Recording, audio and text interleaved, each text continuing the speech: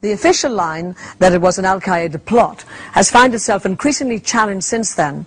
A recent poll showed that almost half the US population, that's a high figure, half, believe that there's been a Washington cover-up. And a film dealing with the conspiracy claims is one of the current hottest internet downloads. Plus, a new book says the US government masterminded the attacks and has the duty of Christians to expose the evil at work within the Washington administration. Now, all of that may sound very far-fetched, but the conspiracy theorists have been given added respectability by a sizable number of academics, including the author of this new book, theologian Professor David Ray Griffin.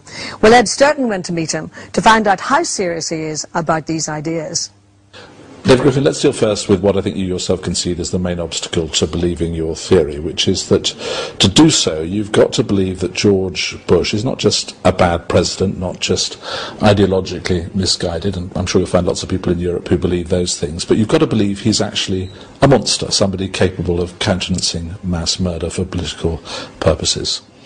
Actually, members of the movement are not sure that Bush was involved from the beginning. You know, some people in the movement do put up signs that say Bush knew or Bush did it, but I've never made a statement about that. Now, I have suggested very strongly that it was the Bush-Cheney administration that was involved in this and their Pentagon.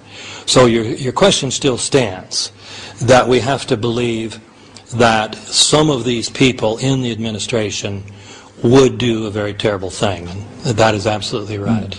And it's hard to believe that. I mean, it's such a monstrous thing to do. But when you look at what people have done for the sake of empire and riches in the past, it is not so hard to believe. People that are good family men have done monstrous things. And we know that from Nazi Germany.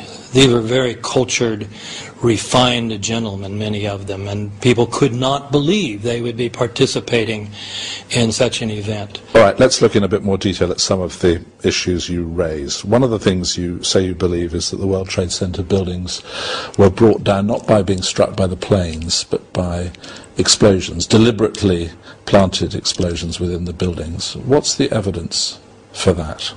There are at least 10 characteristics of the way these buildings came down that can be easily explained by the use of explosives, and not a single one of them can be explained without the use of explosives. So the fact that they came down at virtually free fall speed, that there was molten metal under the buildings.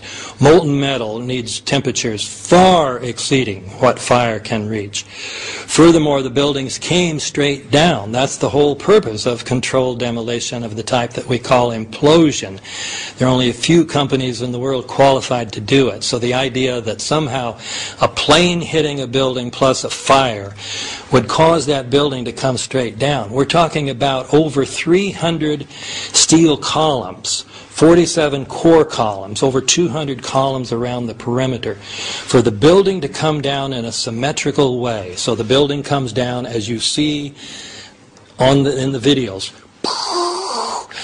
All of those steel columns had to collapse simultaneously. For that to have occurred because of random fires throughout the buildings would be an absolute miracle. Furthermore, there are literally dozens of witnesses who report hearing explosions going off in the towers. This is as close as we can get to the base of the World Trade Center. You can see the firemen assembled here, the police officers, FBI agents, and you can see the two towers. A huge explosion now raining debris on all of us. We better get out of the way. All right, what about the Pentagon? Why do you think that what hit the Pentagon was not a passenger airliner, but a missile? I'm not sure it was a missile. I'm just sure it was not Flight 77 under the control of Hani Hanjour.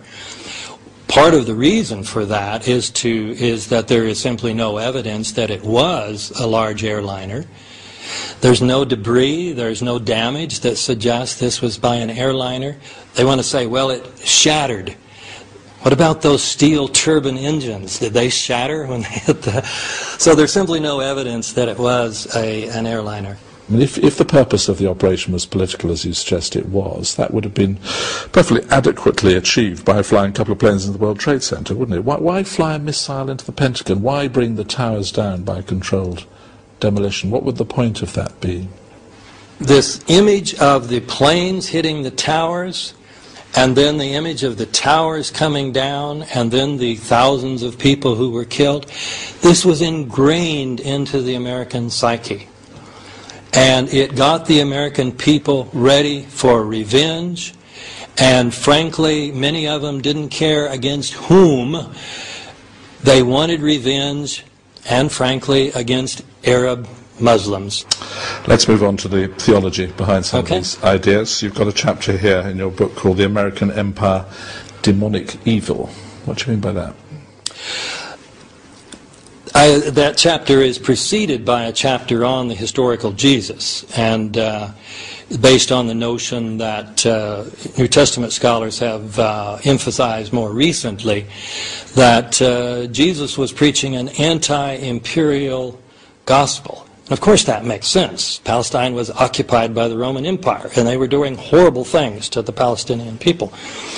And so the fact that he would be preaching such a gospel of liberation is not a surprise. I suggest then that that Jesus thought of the Roman Empire as demonic. We can develop a notion of the demonic that's not a mythological notion of a literal Satan, but that there is something that has grown up with civilization over the last 10-some thousand years that we can call demonic power, and that we can see 9/11 as one of the ultimate manifestations of that demonic power. And faced with that, what is it a Christian's duty to do? Well, it's if you're a Christian who happens to be a theologian and can write books and get them published, I think it's your duty to write a book and get it published that says just this, and try to call the larger Christian world, call its attention to this, get them to look into the possibility and see if other Christians agree too. Did you worry at all about the sort of criticism you get in publishing these books and these theories, that you'd be accused of being a nutcase? Oh, the conspiracy theory charge? Yeah. Well, the official theory about 9/11 is a conspiracy theory, that 19 members of Al-Qaeda conspired to defeat the most powerful military force in history and to bring down 3 buildings by hitting 2 of them. So it's a conspiracy theory. So anybody who says, well, what you're talking about is conspiracy theory, and we know that conspiracy theories are nutty, they ignore the fact the official theory is a conspiracy theory. So the question is, which of the conspiracy theories is true? And we judge that by which one has the best evidence. And when you look at the evidence for the official theory, it all evaporates. David Griffin, thank you very much indeed for talking to us. Thank you. Well, a lot of issues to consider in that particular interview, and listening to it with me are, of course, Peter Hitchens and John Irvin, Dean of Coventry. And we're also joined in our London studio by former employee of the British Security Services, David Shaler. Good morning, David. I'd like to go to you first of all. You're obviously listening to that particular interview. It has been put forward as a nutcase theory. But what's your opinion on it? Well, I think it's not case theory at all. I think if you look at the evidence, Dr. Griffin is absolutely right. There are issues that were not explained by the 9/11 Commission. There was evidence that was not looked at by the 9/11 Commission. But particularly what they've got to answer is how there are hotspots on ground zero taken by a thermal satellite 5 days later. There's no explanation in the official theory about where the energy comes from to create that. But if you take the theory of controlled demolition, with the use of the explosive thermite, one of the byproducts of that is molten iron. So clearly this would be the heat from the molten iron still glowing. And that's a very good example, really, of where the official story can't answer the question, but we can with our theory. But on the other hand, I just made a few notes myself while the film was on. I mean, if you look at the monstrous actions that we've witnessed, and it still spells out as much horror today when you watch the film as it did 5 years ago. But, you know, he talks in a series about those, you know, ingrained images of the towers coming down, conditioning for revenge. I mean, surely that's a very far-fetched theory, that there would be I mean, we've actually realised now through historical research that this kind of what we call false flag terrorism is in fact routine. This is not 9/11 is not a new precedent. It's part of foreign policy and so on. And of course that's exactly what it was designed to do. And in fact the Project for the New American Century, a year before 9/11, produced a document called Rebuilding America's Defences. And in that they say they need to control the oil supply and the gas supply across the Middle East, and they say to do that we've got to invade Afghanistan and Iraq. And they say that the American public won't stand for that unless there is a catastrophic and cataclysmic event like a new Pearl Harbor. And we contend that that is the new Pearl Harbor. These neocons are people who've made money from the reconstruction contracts in Iraq and so on.